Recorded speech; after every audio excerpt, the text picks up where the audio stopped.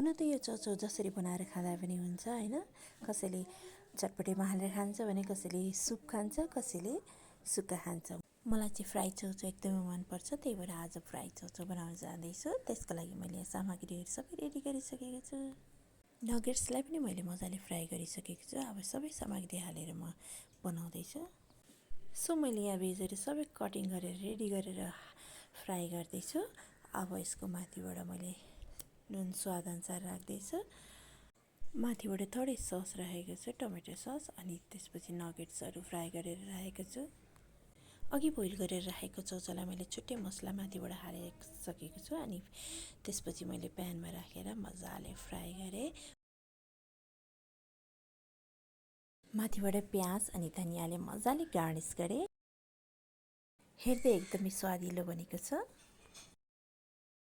यसरी बनाउँदा चौचौ एकदम मिठो हुन्छ, हेर्दै खाउँ खाउँ बनेको छ। अनि हजुरहरूले पनि यसरी नगेट्सहरू हालेर बनाउनु होला, मिठो हुन्छ। See you next video.